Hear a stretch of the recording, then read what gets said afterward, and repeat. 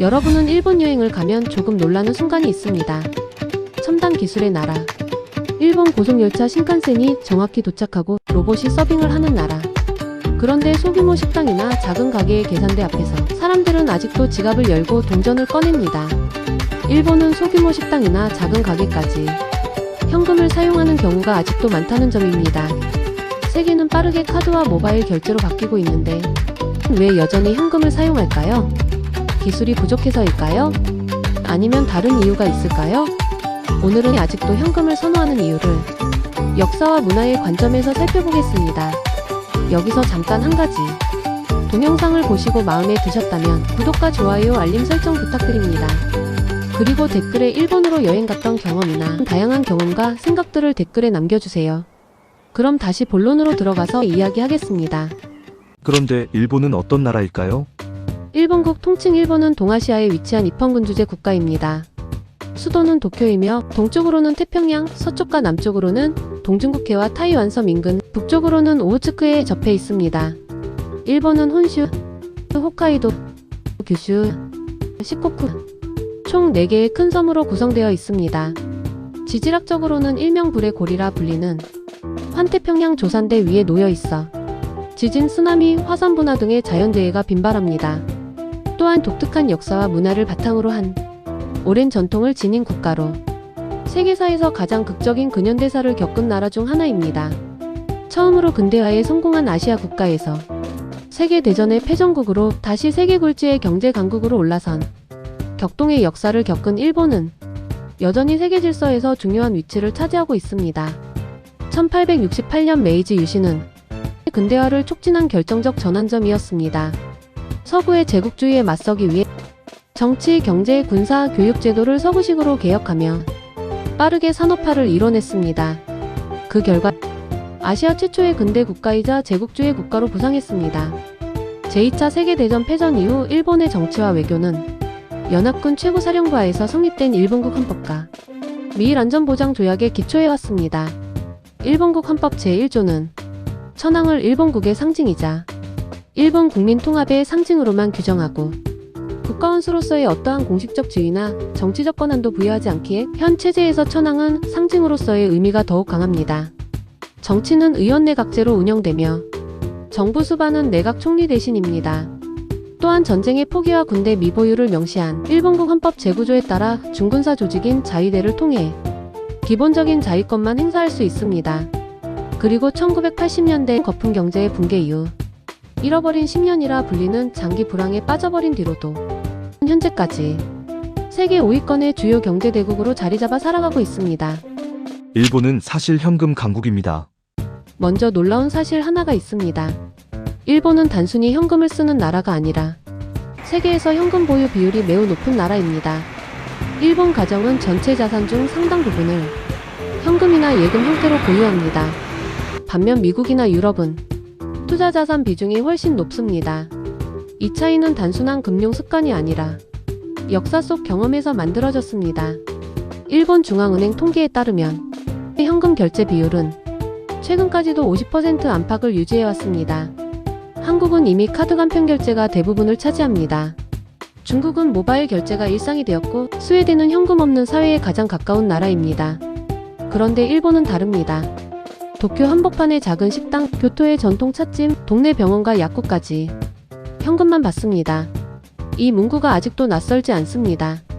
일본은 왜 돈을 보관하려 할까? IT 후진국일까? 일본 사람들은 돈을 늘리기보다 안전하게 지키는 것을 중요하게 생각합니다. 이 문화는 1990년대 일본 경제 붕괴와 깊게 연결되어 있습니다. 한때 세계 경제를 주도할 정도로 빠르게 성장했습니다. 하지만 부동산과 주식시장 거품이 붕괴되면서 많은 사람들이 자산을 잃었습니다. 그 이후 일본 사회에는 하나의 인식이 자리 잡았습니다.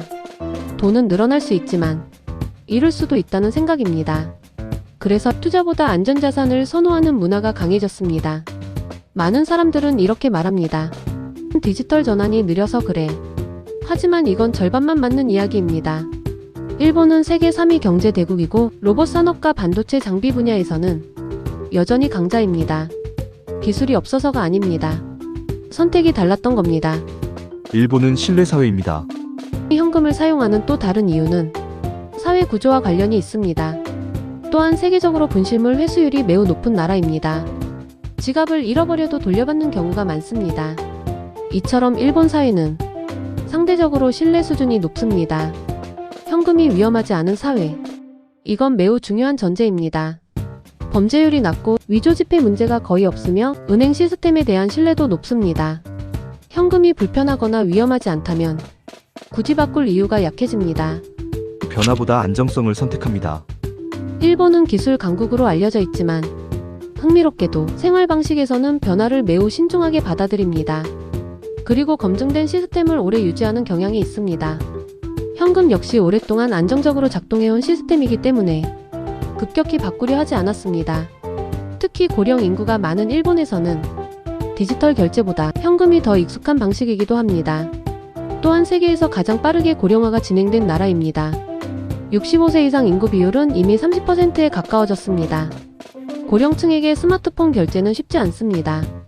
정부가 디지털 결제를 확대하려고 해도 고령층의 적응 속도는 느릴 수밖에 없습니다. 사회 구조가 결제 방식에도 영향을 준 것입니다. 재난이 많은 나라, 금융 구조에도 영향을 줬습니다. 일본은 지진과 태풍이 잦은 나라입니다. 대규모 정전이 발생하면 카드 결제는 멈춥니다. 통신망이 끊기면 모바일 결제도 불가능합니다. 하지만 현금은 다릅니다. 2011년 동일본 대지진 당시 많은 지역에서 전자결제가 중단됐지만 현금은 즉시 사용 가능했습니다. 재난 대비 문화가 현금 선호를 강화한 측면도 있습니다. 그리고 오랜 기간 초저금리 정책을 유지해왔습니다. 이로 인해 돈을 은행에 맡겨도 큰 이자가 발생하지 않았습니다. 투자 유인이 낮아지면서 현금을 보유하는 문화가 자연스럽게 유지되었습니다. 또한 은행 시스템은 현금 사용이 매우 편리하도록 설계되어 있습니다. 편의점에서도 쉽게 현금을 인출할 수 있습니다. 일본도 변하고 있습니다. 최근 코로나19 이후 빠르게 바뀌기 시작했습니다. 모바일 결제가 점점 늘어나고 있습니다. 특히 젊은 세대를 중심으로 디지털 결제가 빠르게 확산되고 있습니다. 하지만 일본 사회는 변화를 급격하게 받아들이기보다 천천히 적응하는 특징이 있습니다. 또한 카드 결제는 가맹점 수수료가 발생합니다. 특히 소규모 자영업자들은 이 비용을 부담으로 느껴왔습니다. 현금은 수수료가 없습니다. 작은 식당, 동네 상점, 전통 상점가에서는 여전히 현금이 가장 경제적인 선택입니다. 그래서 현금과 디지털 결제가 함께 존재하는 모습이 계속 이어지고 있습니다. 한국과 비교하면 어떤가요? 한국은 세계에서 가장 빠르게 디지털 결제를 받아들인 나라 중 하나입니다. 왜일까요?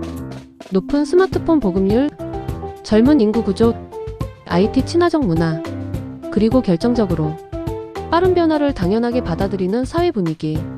한국은 속도가 강점이고 일본은 안정이 강점입니다. 일본이 현금을 쓰는 이유는 기술 부족이 아니라 사회 구조와 문화의 결과입니다. 신뢰가 높고 재난이 많고 고령 인구가 많고 자영업이 많은 사회. 그 조건에서 현금은 여전히 합리적인 선택이었습니다. 우리는 종종 왜 아직도라고 묻습니다. 하지만 질문을 바꿔보면 어떨까요? 그 사회에는 그 방식이 왜 맞았을까? 결제 방식은 단순한 기술 문제가 아닙니다. 그 나라의 신뢰, 구조, 역사, 인구, 문화가 모두 반영된 결과입니다. 일본은 느린 나라가 아닙니다. 다른 속도를 선택한 나라일지도 모릅니다. 속도가 항상 정답은 아닙니다. 안정이 때로는 더 큰 가치일 수 있습니다. 그리고 그 차이가 한 나라의 얼굴을 만듭니다. 같은 돈을 사용하더라도 나라가 다르면 그 의미와 사용 방식도 달라집니다.